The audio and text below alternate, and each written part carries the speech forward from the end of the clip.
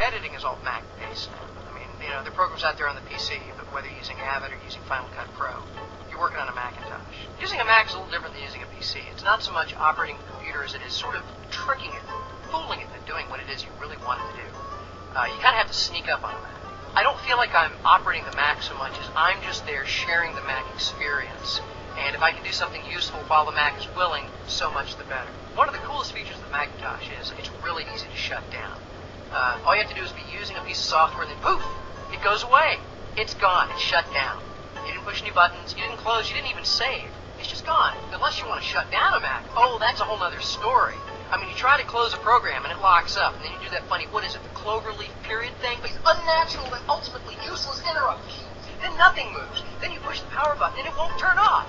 You go around and unplug it, and you better hope you're not on a laptop, because then you got to find the damn battery and try to pull that out, or the thing will never shut down. So I put my CD in the CD-ROM tray, and I'm copying media off that CD, dragging it onto my desktop, dragging it onto my desktop, dragging it onto my desktop. I eject it, and where did my files go? It's the only operating system I know of where click and drag does not mean you actually copy or move anything. No, you're just making shortcuts on your desktop. So I've got my next CD, and I slam it into the CD-ROM tray, and lo and behold, it starts playing all by itself. I'm looking for a way to turn it off. Finally, out of desperation, I click and drag the CD into the garbage can. The system locks up. So I go to the cloverleaf period spacebar thing, hoping I can stop the program, and I get a little caution window saying, careful, interrupting this program may lock up the system. I try to click OK, but the system's already locked up! I like the handle here. That's so you can attach a chain and use it as a boat anchor! The Mac is practicing some kind of bizarre psychological warfare on me because I'm working late at night, and at the corner of my eye I keep seeing this thing jumping up and down. The update manager is bouncing at the bottom of the screen like a Jack Russell fucking terrier. So I'm looking around in the list of the files trying to find the executable it wants me to update, and if I click on any one of them by accident, I rename it. Oh no, it's been renamed nothing. It was some kind of important system file, and the computer crashes. On a PC, no data's really lost. I mean, there's a way to undelete a file. If you know what you're doing in DOS, you can go in and recover anything that's been corrupted.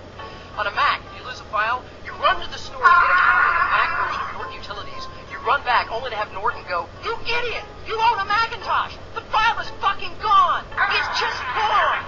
Don't have any tools or any kind of buttons or whatever, dials or switches at the bottom of the screen, because if you reach for them, the dock menu comes up. You've got to like angle around and slide and dodge the thing to get to the control.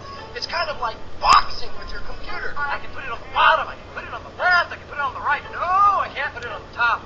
That's reserved for the mighty Blue Apple.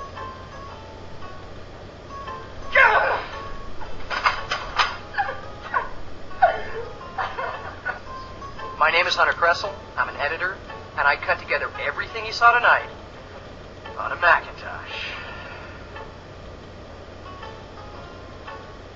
Mac killed my inner child.